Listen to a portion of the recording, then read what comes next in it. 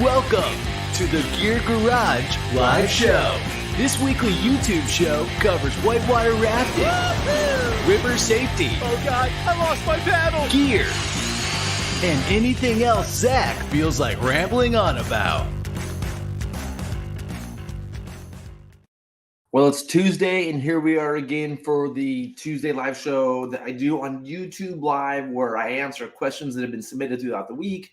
Or if you want to go in the comments and you're watching and add a question, please do. A lot of the great conversation comes from the comment section, so please keep those coming. Also, there's a lot of questions I get. I have no idea what the answer is. And so if you're watching live with me and you can answer them in the comments, that would be sweet, because there's things I just don't know. There's a lot of things I don't know. And with that, let's get started. We have a couple things to do this show. The first is talk about these new flip lines. And for those of you that don't know, I have an online store called riverhardware.com. It's a hobby. It's just fun for me.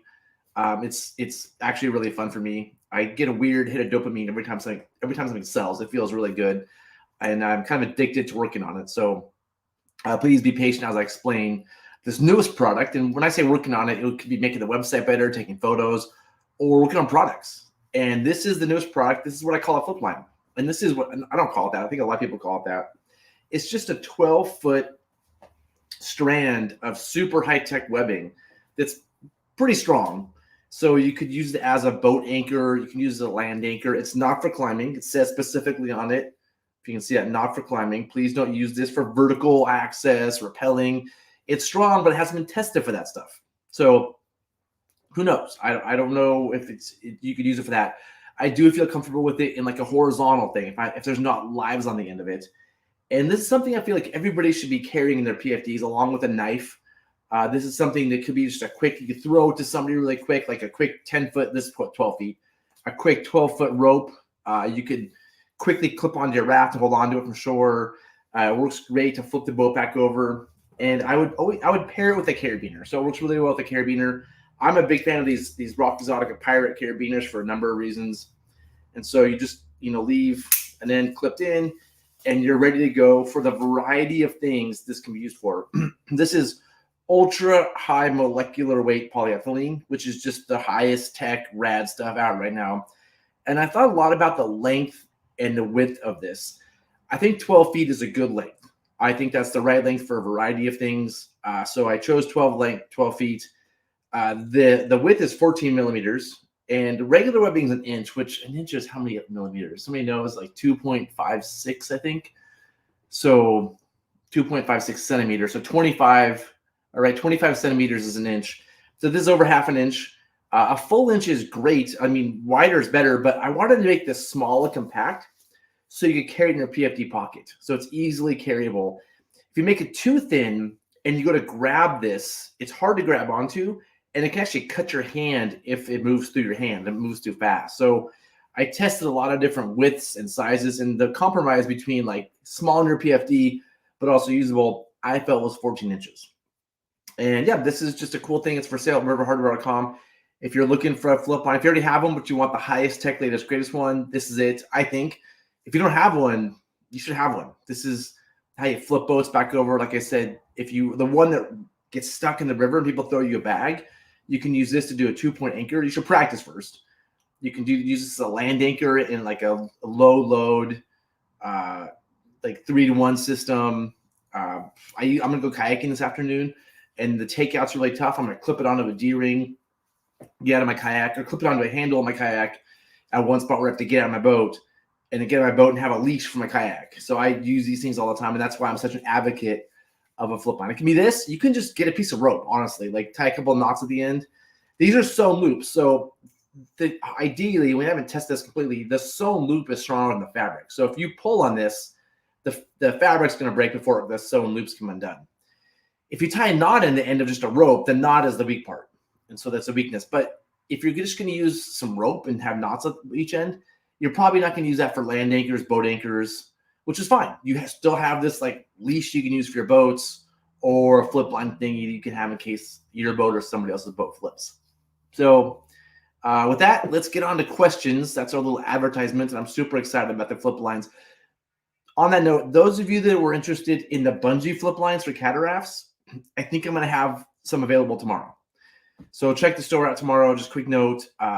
The size I have work really well if the distance between the D rings is 50 inches, which is most 12 and a half foot cats. It's pretty ideal for 12 and a half foot cats. More sizes coming later. But tomorrow, I think I'll have my first flip blinds as well. So let's get on to questions. Whoa, this is a long one. Let's see. This is Air 130E versus Super Puma. Oh man, I'm gonna tell you the 130E is such a cool design. It's, for those of you that don't know, it has a pointy bow and a square back. In my opinion, yes, I am not the expert here on everything, so I'm gonna tell you my opinion, and I could be wrong. I'm probably wrong actually. This is the 130E. If you look at it from the top, that's showing up there. It's like a bullet. It has that really squared off bow with some decent rocker. Let's see if there's a good side view. And the back is nice for guiding. And I like boats that are symmetrical. Like, I don't like this because it's not symmetrical. But my friends that are to really hard stuff love this boat because they don't end up backwards that often. For me, I end up backwards sometimes. So I just want to be like, I'm backwards now. Let's just go with it. But if you're like R2ing at a super high level, this 130E is like a bullet. And it goes over drops well, powers and things well. I think for those people that are running the hardest of the hard class 5, especially R2ing, this is a great boat. Otherwise, I'm not a huge fan of the design. I think it even says here the uniquely shaped 130E is ideal for steep, fast flowing rivers. It even says that. It features a high rising bow and smaller diameter tubes, it's for challenging rivers. So if you're R2ing class 5, I think this is a sweet boat. If it's your day-to-day boating, honestly, the 130, I'm a fan of the 130R. I don't think that boats need to have diminishing tubes. So the R, I don't see how to see it. Here we go, 130D, 130. I don't know how to use the website. But the R series, it says our best, most stable all-around whitewater boat. That's just their best all-around thing. Go with the R series, the D series diminishing, the double D very diminishing, which I wouldn't go with. In my opinion, for most cases, the R series is sweet. The Super Pumas are a little narrower. They're also good for R2ing. I would say, like, if you're R2ing a lot over class 2, 3, 4, awesome boat. For rowing, I'm not. It's okay. But if I'm gonna row a lot, I'm gonna go with a regular R series. If I'm gonna paddle more, I'll probably go with the Puma. That's just my opinion based on my experience, and I'm sure I'm wrong. And if I am, please, people, tell me in the comments. Okay. I haven't even got to your question. So anyway, 130E, if you're class 5, cool. If you're getting gnarly, cool. Super Puma, if you're like class 2, 3, 4. If you're going to row, neither one, 130R. Okay, here we go. I'm on the East Coast, and I'm R2ing most of the time. All right, cool. But I've been taking my family and friends more often lately, and I've also got a frame, and I've been rowing it. Okay, I'm currently on a Mini Max, but the size is just too small. I agree. Mini Maxes are cute. They're fun. On the East Coast, my friends are taking them out on little creeks and things all the time. Rad, like cool. But as a day-to-day, just your day-to-day boat, I think it's a weird boat. It's a cool boat, but it can't be your all-around boat. I like the price on the Super Puma better. I just wonder if the guiding position would be uncomfortable. No, I think it's fine. I've guided Super Pumas. It's fine. Would you put a frame on a 130E with a different shape of the bow and stern? You could. I wouldn't, as I mentioned before. You could. What would be the best all-around between those two boats? They're both equally not all around. They're both, neither one of them is the best all around boat. The best all around boat, just get the 130R. I would just do that. It's the best for rowing. It's great for paddle boating. It's going to do great in the class 5 stuff. Like, yeah. Are the ballast floors a pain to deal with? Some people hate the ballast floors. They hate them. I know I have a lot of friends who absolutely hate the ballast floors. It makes the boat weigh a little bit more. When you get out of the water, you have to drain it. Water pees all over you. It's kind of annoying. The big advantage is that it's a ballast. It keeps the boat from flipping because there's a ballast, and because there's a little bit of, I really believe there's suction between the floor and the water. So they're pain, but just get over it. It's fine. Or just pay more and get the sealed floor. I think the ballast floor is better, but if you don't want the floor peeing on you when you carry it, then just get the sealed floor. It's not a whatever. Thank you for taking the time to answer. Yeah, of course. All right. So we got some comments. Man, the E's would be sweet stern frame boats too. Yeah. Interesting. I guess. That bow on the E, it's just like a bullet. Man, I wonder if it would be. I wouldn't like it, but I see where you're going with that. Just because it has a big, like that big area in the back to put the stern frame. The bow is just so weird to me for like a paddle boat. I just don't like that bullet shaped bow for a paddle boat. It's weird to me. Sean, yeah, East Coasters. I hope you guys are all doing well. I mean, I kind of want to do a show on the floods and bring a friend on, talk about it, because I think it would be really interesting just to hear first, just talk to a friend who's out there. I mean, they've just been through so much. It's insane. Their world has changed. All right, move on. Glue recommendation. I'm looking for an ideal glue to cover stitched seams on a Hyperlon bag to make it waterproof after sewing. Do you have any recommendations on what I should use? I don't think that what you're asking for even exists. Like a glue you just put over the seams. I mean, it's kind of what Aqua Seal is, but anything you put over the seams is going to get like knocked off, I believe, over time. I would put a patch over it. That's what I think the manufacturers do. Like get some Hyperlon glue. I think you have to decide between Clifton and short adhesive. In my opinion, Clifton is awful and terrible and should never be used. So get short adhesive, get some Hyperlon material, and just patch over it. I think that's the key. Just putting glue on the top I don't think is a very permanent thing. You know. If anybody else has an answer, that's great. Need to clean the floor after dirty rivers and air rafts. Yeah, I mean I own some air rafts, and the maintenance is kind of annoying. I mean, all these boats have pluses and minuses. You know, yeah. There's the airs have so many pluses. The warranty is unbelievable, and nobody's even close on the warranty. But a downside is you get dirt and zippers and inside the boat, and you can have mold because you didn't get all the water out, and they're just more complicated. But yeah, something to think about. So if you're not on dirty rivers, it's not a big of a deal. River Radius, yeah, River Radius. If those of you, first of all, just a shout out to River Radius podcast, awesome podcast. If you're listening to this as a podcast, which you can listen to this on Spotify, turn it off right now, because I listen to myself do this show. I listened to the first half of last week's show this morning. It's awful. Like the way I speak, my vocabulary. This is not meant as an audio podcast. It exists as an audio podcast, but it is awful. It is meant to be a live show where I can interact and talk to you. So if you're listening to this as a podcast right now, just turn it off and go to River Radius and listen to their podcasts. They are great. And Sam does a great job. I'm a huge fan. And if you can support him in any way, like, that'd be great. And while you're at it, don't forget to support Private Whitewater. Yeah, that's another great YouTube channel to consider supporting. All right, next question.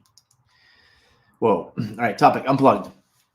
If I may have a video idea for your channel, a working title, Time Beyond the Threshold, Life Without Cell Phones on Wilderness Trips. But the title choice is, of course, up to you.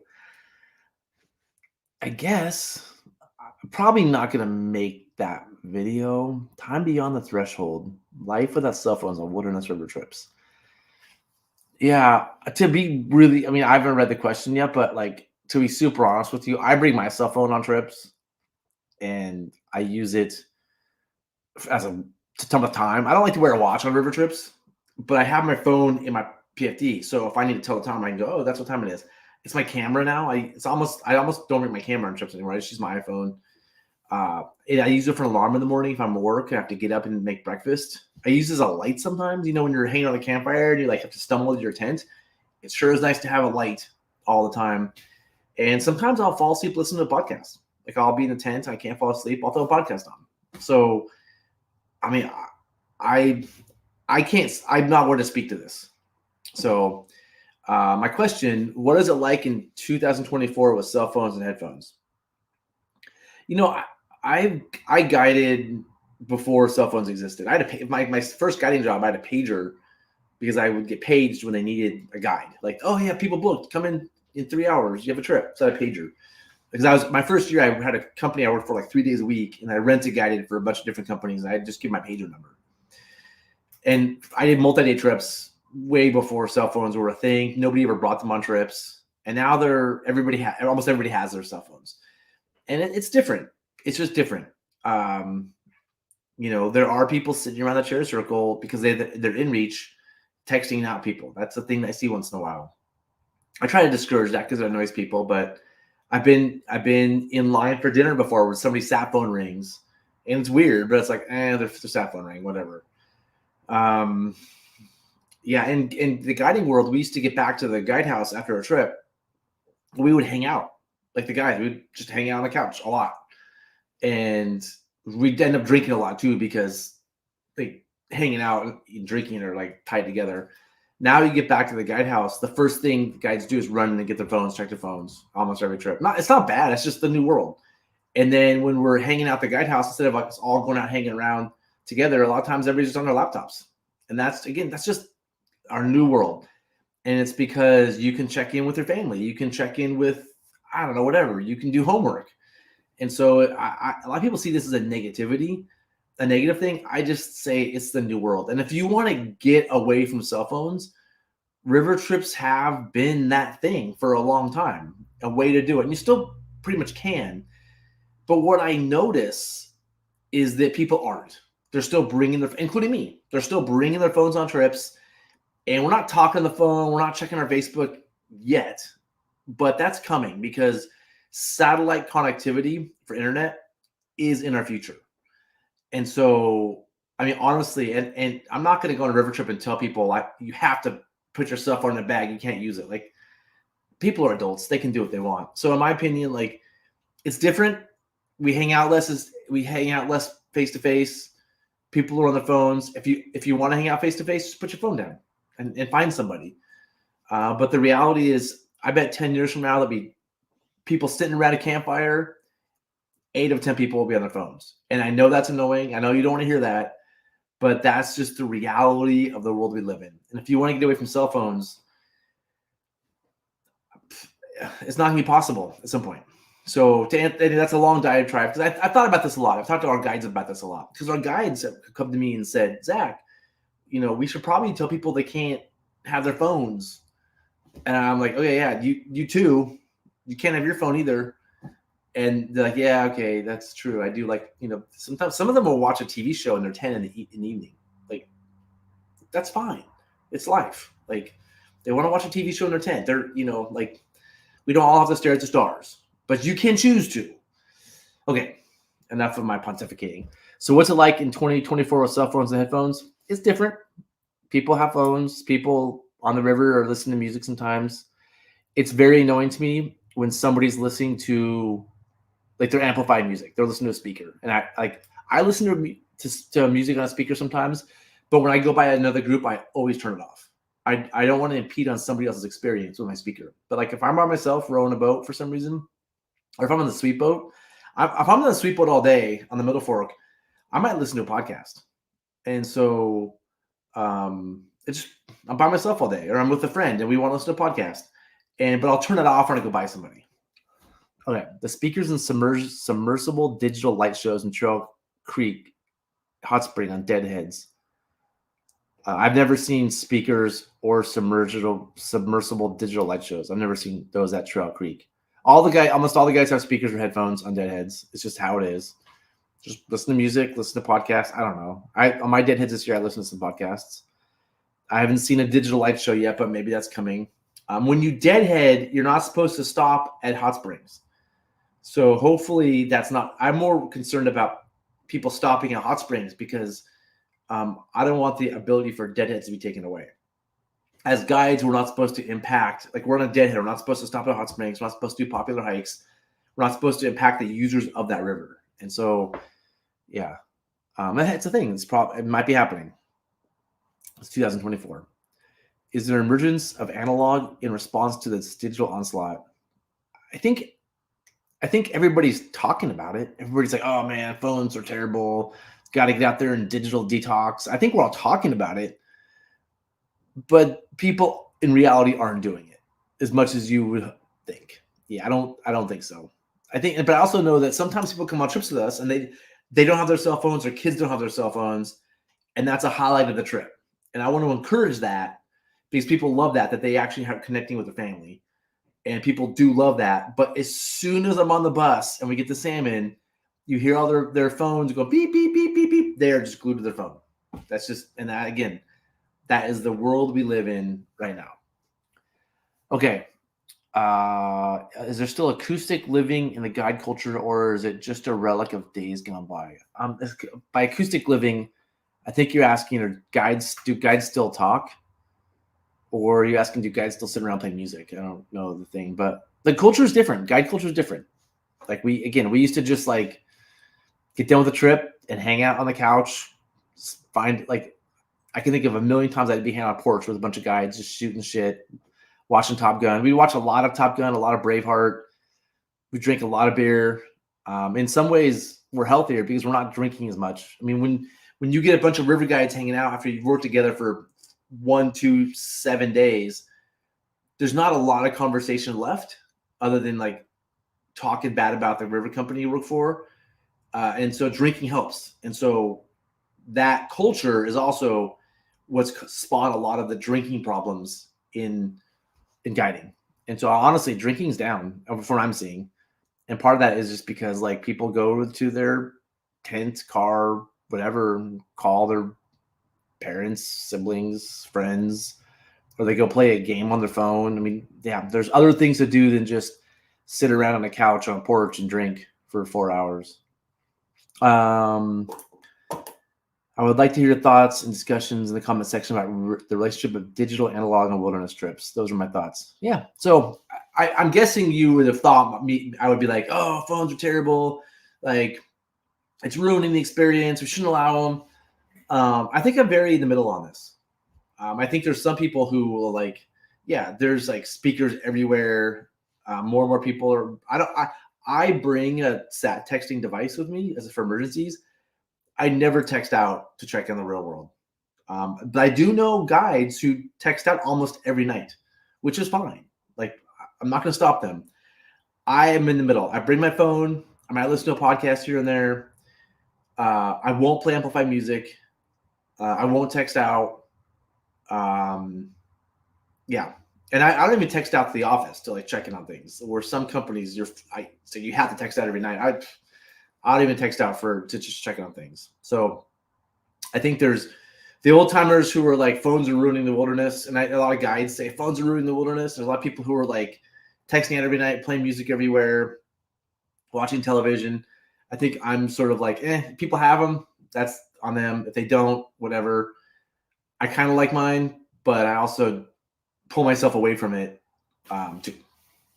That's a lot of information. So sorry to go on quite a bit there. Let's see what Jay's saying. We're back on the pointy end boats. In my opinion, the pointy ended boats are more susceptible to reacting to river features, waves, and all. Yeah.